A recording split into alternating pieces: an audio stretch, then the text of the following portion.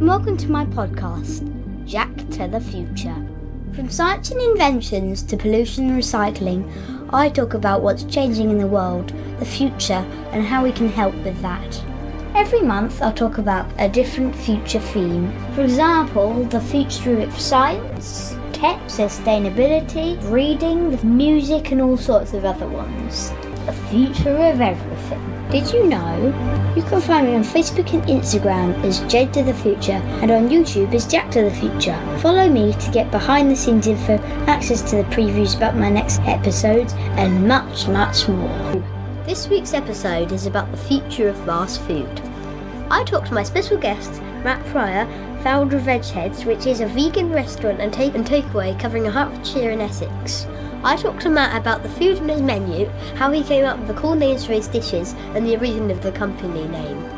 We talk about what veganism is, how technology is influencing the fast food industry, what fast food packaging might look like in the future, and why vegan alternatives are sometimes made to look and sound like meat products. Yes, I know it's not good for you, but if I'm honest, I do like takeaways and fast food. We don't have them very often, but my favourite is definitely Mexican or something spicy. What's yours?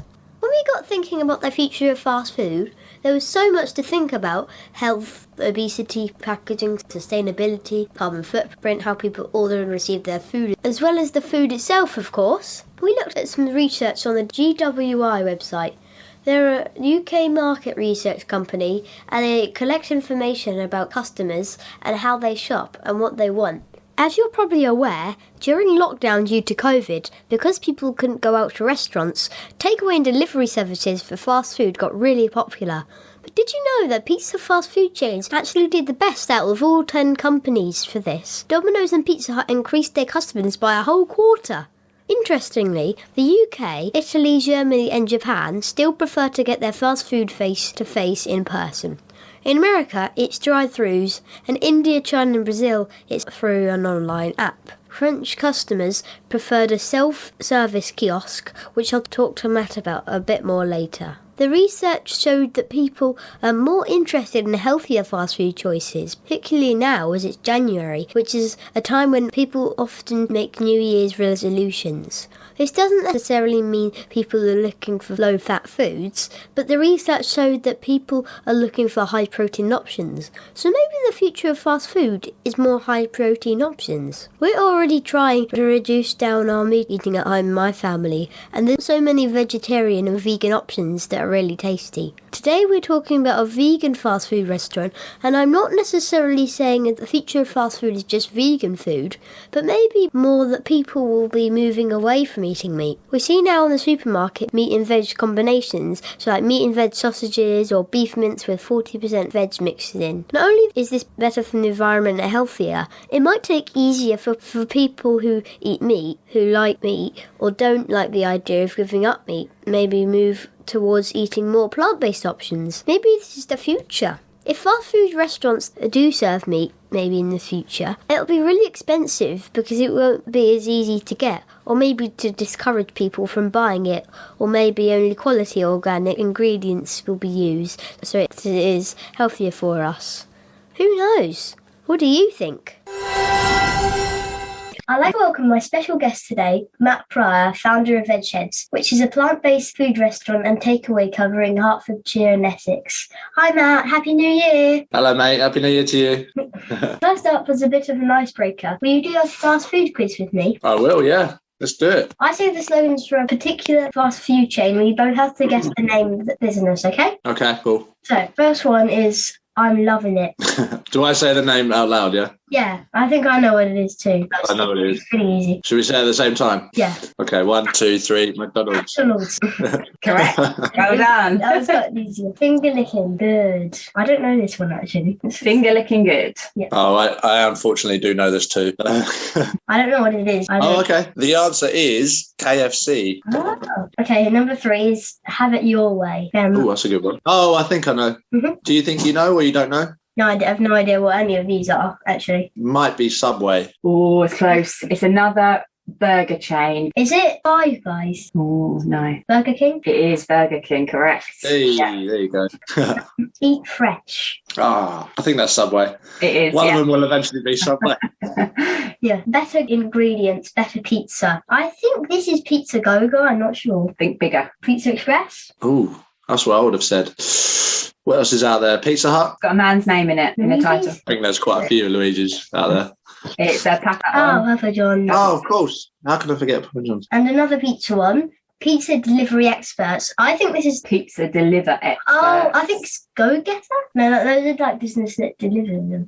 I'm not sure. I don't really know. I think it might be Domino's. It is. Yeah. What do you think a good slogan would be for a vegan fast food chain? I don't know if you know my slogan. No, I don't know what yours. Vegheads one is plants are burgers too. Oh, yeah. I saw that in the sign. We've been out the front, yeah. Jack's got one, haven't you? Yeah, but it's not... Well, then. I don't really like it that much. Come over here. Hey, one of you 5 a day. I like it. Nice one. Who won that one? Probably you. Oh. You. We should establish a prize beforehand. No, I know what prize is. What would the prize I don't know. Some Jack's the Future merch, maybe. Jet to merch. I don't have that. Got a t-shirt on, though. Oh, nice one. Yeah, Oh, that's cool. I drew that myself. Oh, well done. Nice one, dude. We read on your website that the idea for Veghead started in Mexico. Can you tell me about your trip there, please? Yeah, sure. It was actually in 2018. So just at the beginning of 2018, I just moved over there. One-way flight. Had enough of England. And I got lucky with the people I met over there. Ended up staying in a town called Playa del Carmen on the East Coast. It's a very good sort of place to be vegan anyway. Great vegan options and stuff for food and that. And then like one girl I knew over there, she had her own food business and I would just help her make some stuff. And then before I knew it, I invented my own burger and was selling that with her out there. And then when it was time to come back to England, I thought, I can maybe do this as a thing and, get the message out there that plant-based food can be really good. And maybe I'm the one to do that in this local area. So there we go. A few months later, after spending all the money I had setting up, Vegheads was born and plant-based burgers were a thing. Yeah. So it was just a bit of creativity in the kitchen. And suddenly it was like, I can do this. How long did it take you to make your first burger? Not long at all, actually. I mean, if you think about making for 4 or 8 people, the ingredients are obviously a lot less. So to then go from that to then making enough for 100 people, it's a completely different thing. It was just a case of trying to make it work with the amount of ingredients that I needed. But the first burger I made, which is not on the menu anymore, it was called the El Bino. It's not obviously Spanish, but it's got a Spanish twang to it. That never changed. The recipe never changed the whole time from when I was out there to when it was on the menu at Vegheads. Mm-hmm. That was a black bean, mushroom and walnut burger, that one. Ooh. Yeah, nice bit of spice to it. Yeah, it was a good one. How did you come up with the name for your business and dishes? Because they say like, how do you pronounce that? Oh. And Bergs. Yeah, I don't know, just shortened it. And then obviously you hear people, when they're like, I'd love a hot dog. Okay, cool. I'll just try and spell that and then put it on the menu. Yeah. You might have seen on the current menu, you've got some quirky names on there, like no harm in a chicken palm. Did you see that one? Yeah, I've seen that one. Just having a laugh, I don't take complete credit for everything. I've got some really good staff, trying to allow them to be as creative as they can as well. So, with the names and with the recipes. And we're just really lucky. We can bounce off each other. Great ideas, quirky, colourful and delicious food, which is great. The actual name Vegheads, that has a bit of a funny story to it. Yeah. So when I was at school, my friends decided to start calling me Meathead. This is on the website, by the way, so it's not like a secret. But it was literally started because I headed a football really far. And then it grew to me having maybe a big head, as in like a physically big head. And so the nickname stuck because I didn't like it. So they obviously carried on calling me it. So this is my get back at them. I was like, do you know what? I'm going to call my business Vegheads because you used to call me Meatheads and obviously there's no meat on the menu. Yeah. Crazy. And now they don't call me Meathead anymore. So that's good. Yeah. I tried your... Vegan chicken. Yeah, and pizza fries. My favourite ingredient was the southern fried plant-based patty. I'm not a vegan, but I think it's somebody who doesn't eat meat or dairy. Is there anything else they don't eat? So vegan is more than just food. I just want to make that point. So yeah, it's no meat, no dairy, no eggs for animal products. So, in some sweets, there's like gelatin, which I don't really want to go into too much detail what gelatin is, but it's not very nice and it's from animals. Yeah. So some sweets have that in, like makeup and loads of things that you can buy, like cosmetics and stuff that have been tested on animals. And obviously, if you don't want to use animals in any way, or you don't want to cause harm to animals, then it's a case of maybe avoiding those cosmetics or those products. So, for instance, I've changed my toothpaste.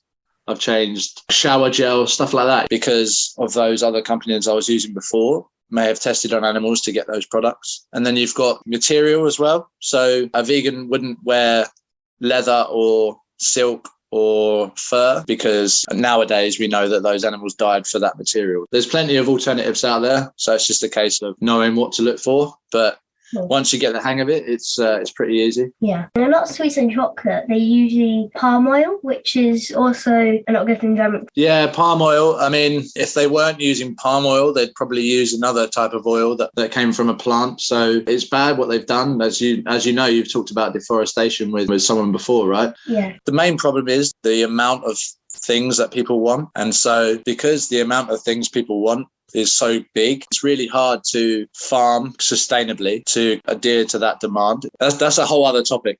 Yeah. Also, are you a vegan, by the way? I am, yeah. I've been vegan for 4 years, just over 4 years now. Oh, it is actually quite a long time. It's not really. I mean, I was vegetarian for 3 years before that, but I went vegetarian because I didn't like the way that animals were treated. And then obviously once you learn more and more and more, then I think the natural step for me was to go vegan. So yeah. So when you went for a vegan 4 years ago, it was just before Christmas 2017. Yeah. Sorry if you were trying to do the maths there.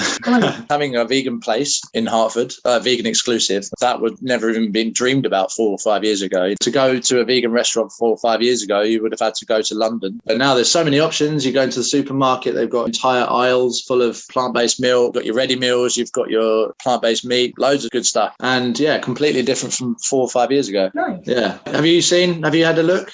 Yeah. Yourself in like Tesco? Have you been to something called Honey Lane, the organic food shop? The yellow shop, right? Yeah. They have like oat milk and things like that, and the man who was there was really nice. They do loads of things with what you're talking about, like meat and dairy things, without free. Without yeah, they're really nice in there. I go in there sometimes just to get a smoothie and have a chat with them. They do some really cool fruit and veg in there that you might not see anywhere else. Yeah. They're a really important shop to have in a town, I think. Another little point there is good to shop locally rather than always using Tesco's and Sainsbury's and Asda and all those. It's really important to think about the smaller shops, I think, as well. If you're thinking, I just need to go and get some oat milk or something from the supermarket, instead of going there, maybe just go to like his shop, for instance. It might be a tiny bit more expensive, but it makes a lot more of a difference to him and also to the demand of plant-based and vegan options as well, because he'll be able to sell more. Yeah, this is quite a long question, I'm so sorry. That's okay. Yeah, cool. I see that Redhead already offers takeaway and delivery. This is going to be good during COVID because you don't have to meet up with other people and having the risk of getting ill. I read on the Institute of Engineering and Technology website that this contactless service will develop even more in the future. For example, Burger King America are trying out a locker, like you get a swimming pool, so you can just take your food out of it. And McDonald's are looking at AI when people place their orders in the drive-thru. What do you think about this? If I'm honest, I don't know if I like the idea yet. There's a lot to consider. I'm very aware that people are losing connection with each other, and that doesn't help with simple things like your mental health. Even if you are 100% protected from any sort of viruses, such as COVID, it's always nice to say, for instance, when you go to Tesco or Sainsbury's or something, it's nice to sometimes use the checkout rather than the self-checkout, because you get to say hello to someone and you get to smile with someone and say goodbye to someone. And that's really important, I think. So to have AI and the lockers and stuff like that, it just adds to another issue that we're facing, which is too much convenience and more disconnection from each other. Imagine if you don't see your friends a whole year and how that makes you feel. I guess that's something else that's a bit of a worry with stuff like this, Yeah. It's always nice to say hello and smile at someone. Imagine trying to do that with a robot. And there's just a sort of feeling where if you talk with a normal person, it feels like it's like a special feeling. Yeah. But a robot don't have that because they haven't developed enough. That's correct. Even if you don't notice it when you leave the shop, it does help you if you get to say hello, how are you? thank you, goodbye, have a smile with someone. It does help you. It helps your day. It helps your mental health. And I think it's important that we don't go too far in that direction, because otherwise people will just be more sad. We don't want that. No. The other thing is I definitely cannot afford to use AI. So I can't really offer any opinion on that at this point, because I don't know how much it will cost. Yeah. I don't think I can buy robots right now. No, I know. I don't have much money at all. I agree with you, but I don't agree with what it actually says in the question. I don't agree with the article. So for veg heads, we have the hatch of the kitchen open the entire time, so you can actually see the food being made and talk to anyone if you wanted to. And it's the same because I've got another place in Bishop Stortford as well, and that's an open kitchen. So literally you order and you can see everything happening in the same angle. So that's beautiful. I love that. I love that we can do that, that we can always talk to customers. A bar in a pub, you can see like, the drinks they make and how they make, exactly, how clean it is. Because sometimes it's on the shops or something, and there's like a hygiene rating at the front, and when you go in, you may want to see them how they actually make it, to see how good the hygiene is. Yeah. If you didn't look at it, they can make really bad food without you knowing. But when you go into it, you can see if they make good food or not. Yeah. It's good for a business to show their hygiene rating. So like we have ours on our hatch, which is a 5-star, just for the record. But I mean, a lot of businesses don't show it, maybe because they don't have a great rating. Yeah, it's important for a business to care about that, so that you guys, for instance, can be or feel safer when you order, Yeah. Most fast food packaging is not recyclable or good for the environment.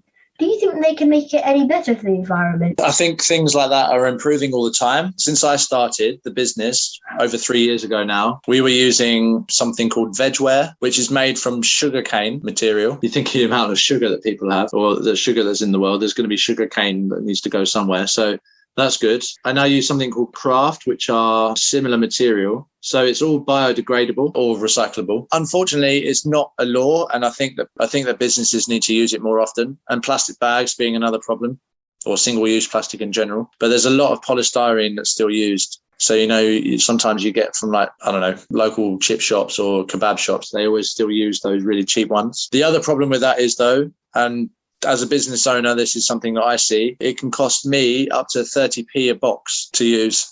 So imagine if I'm just selling you one portion of chips, 30p of that goes just towards the box that I've given you, because it's recyclable and biodegradable. Everything is improving in terms of the materials and stuff like that, from what I can see, but they also need to bring down the cost, because it's maybe what puts businesses off using those materials. Yeah. You always have to think about cost, especially with a business, but it's just something that needs to be done. Yeah. Dad was telling me how he read something about the future of packaging made from mushrooms. Mushroom packaging. Yeah. Mushrooms are great. There's so many different things you can do with mushrooms. Do you like mushrooms? Not particularly. I'll eat them in like a sauce. Okay. On my birthday was in December, and I actually went mushroom foraging in Essex. And honestly, it was amazing what you learn. There's thousands and thousands and thousands of types of mushrooms that you can use, as in for food. And just in 1 2-hour trip walking around, I picked up 5 different types of mushrooms that you can cook up and eat. And in fact, I used a lot of them for a mushroom gravy that I made for our Christmas menu that we had in December, because they're right there, right? They're outside and they're edible. So why not use them? We're also looking at using different type of mushroom, an oyster mushroom, for another chicken option on our new menu that's coming out in spring. Hopefully you'll like that one. Yeah. I couldn't believe that the burger I had when I came to your restaurant wasn't real meat. Its texture and the way it looked was so similar. Filling as well, right? Did it fill you up? Yeah, it was really yummy. I just just ate loads of it, but then I got too full to eat any more, because it filled me up so much. I couldn't get to eat all of it. Yeah, our chicken we make from something called Seitan, spelled Seitan. It's quite commonly used, but if you make it yourself, it can be really healthy, and it's got a lot more protein than meat. So it'll definitely fill you up a lot quicker. Yeah. If you ever hear anyone saying, "Where'd you get your protein from?" just say Seitan to see what they say. Yeah.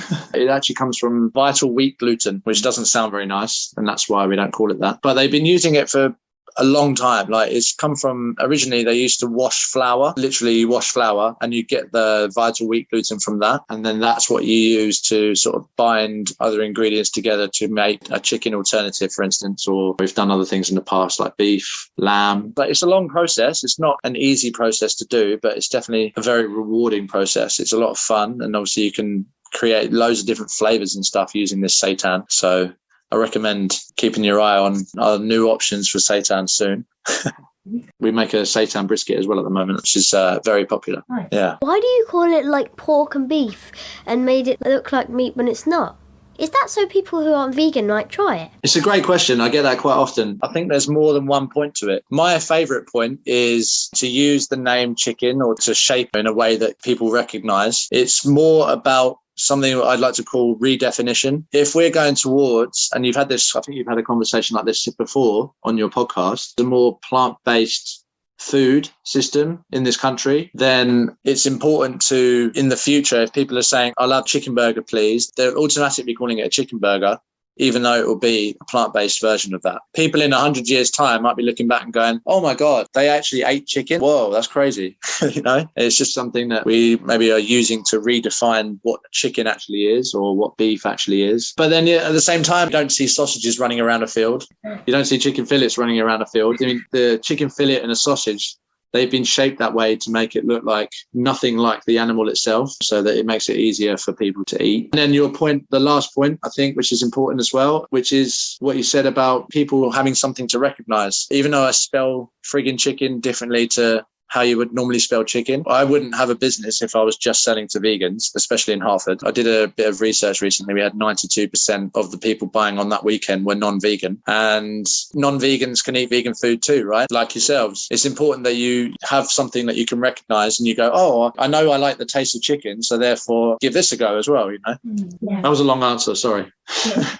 Okay, It's a loaded question. It's an important question. And I think a lot of people don't really understand why vegan options are called like chicken or fish or whatever. There's plenty of answers in there for you, I think. You know. Yeah, thank you. Yeah. I did an episode of the future of food and talked about how we all need to cut down the amount of meat we eat. So do you think the future of fast food is more vegan and vegetarian? And what would you say to somebody who is a bit nervous about trying plant-based food or doesn't think they'll like it? So the first question, 5-10 years ago, using an example of the biggest companies, you wouldn't have had a KFC vegan burger. You wouldn't have had a plant burger from McDonald's. Burger King have the Rebel Burger. Subway have 3, 4, 5 different options. Pizza Express, I went there last night in Hertford. They have a whole vegan menu with 15 different pizzas and stuff on there. These places, they know that it's important for us to have those options, right? And fast food is, again, that convenient thing that people can just have a quick bite. And it's important to give those people that option, so that they're not contributing as much to environmental damage, to, you know, the deaths of animals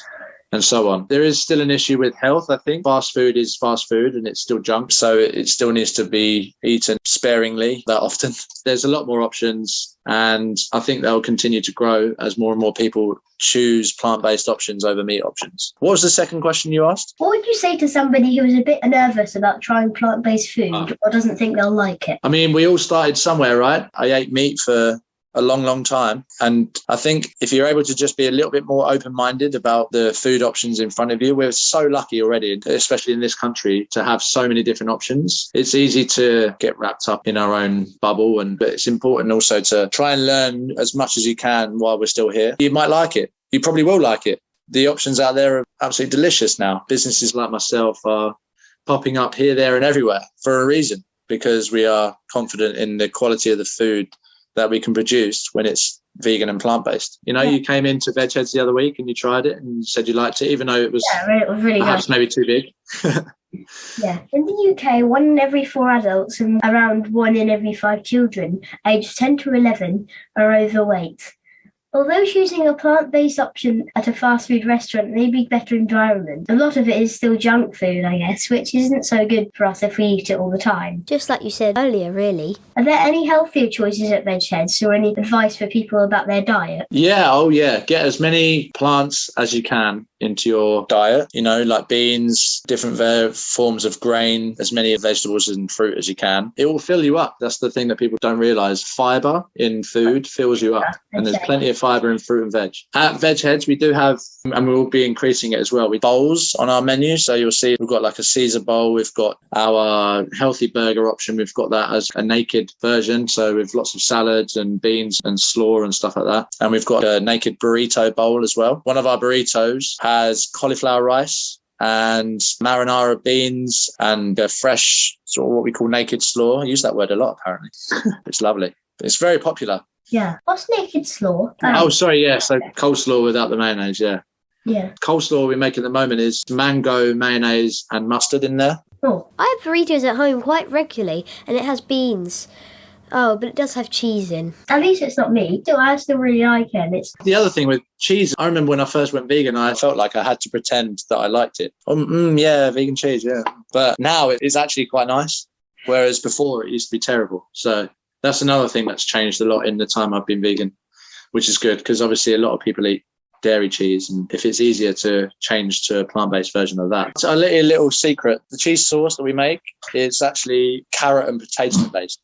oh. Yeah, the ones in the supermarkets are usually coconut oil and potato starch based. Yeah, and then obviously if you were to spend a bit more money on vegan cheese, then it'll be almond or cashew based maybe. Yeah. What's your favourite food on your menu? I really like the jerk green burger that we have. Do you know jerk flavour? I'm not sure really. It's a bit spicy, but it's quite sweet and spicy. Yeah, it's Caribbean style. So we have the mango slaw in there. We have plantains. Plantains are like a bigger version of a banana. Yeah, and they've been fried. And then the jerk green burger is pea, butter bean and kale based patty with all the spices and stuff in there. That's my favourite one. I'll try that next time. Yeah. Yeah, man. Yeah, definitely. And what about Christmas dinner? What did you have?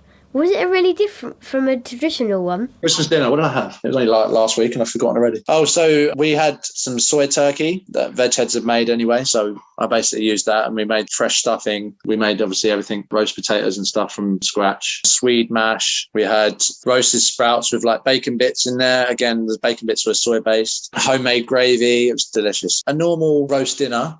Traditional. With all the trimmings. But vegan instead of stuff. the meat, I was with vegans as well. So, yeah, it was easy for us. And then dessert, we just had cheesecake. We had Christmas pudding and something else. What did we have? Oh, a chocolate and orange tart. Oh, nice. Yeah, it was amazing. No dairy, no eggs. Oh, so I also have vegan chocolate with like a hazelnut inside it. And That's right.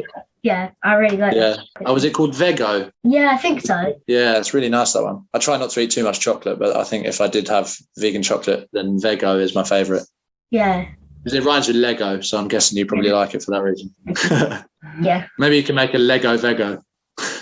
I'm going to make a Lego veggie burger after this for the thumbnail of the podcast, I think. Oh, that's cool. Love to see that. Yeah. Send me a photo. Yeah. Have you heard of something called Veganuary? No. So, we're in January right now. Yeah. There's this thing you can do called Veganuary, and it's just being vegan for 1 month for January. And a lot of people are doing it. A New Year's resolution. Yeah, you can use it as a New Year's resolution, but it basically gives you like 1 month to just try out the vegan lifestyle or just vegan food, however you want to sort of do it. It's like a month of learning how to be more sustainable and everything if you can be. Trying out more vegan options, depending on when this goes out, just so people have heard of it or want to give it a go. Definitely look that up on Google. Thanks so much for giving up your day today, because I had a really, really great time talking to you about the future of fast food. Thank you for having me on. It's much appreciated. It's been great to talk to you. My favourite bit was finding out about the names on your menu and of your business. Yeah, thank you, Jack. Appreciate you having me on and hope I'll get to meet you in person soon. Yeah, wish you a happy new year, and I hope your business gets even more popular. Yeah. Thank you very much. Appreciate that. I hope so too. Bye. See you later, guys. That's all we've got time for today. This week's episode has been really interesting. It's inspired me to be a bit more adventurous with my food choices and maybe try something different. I may actually try that mushroom dish when I next visit Veg Heads. The questions I asked Nat were based on an article Mum and I read by the Institute of Engineering and Technology, which is a very cool organisation and right up my street. I've run out of time to talk about the article anymore today, but as usual Mum will put a link in the description, so do take a look if you're interested. Mum will also put the link to Veg Head's website and social media account in the description, and they also are available for delivery to those local to the Hertford and British Salford area on Deliveroo. Go get us an Uber Eats. Why not give them a go? The food is delicious. Join me next time for another exciting episode of Jack to the Future.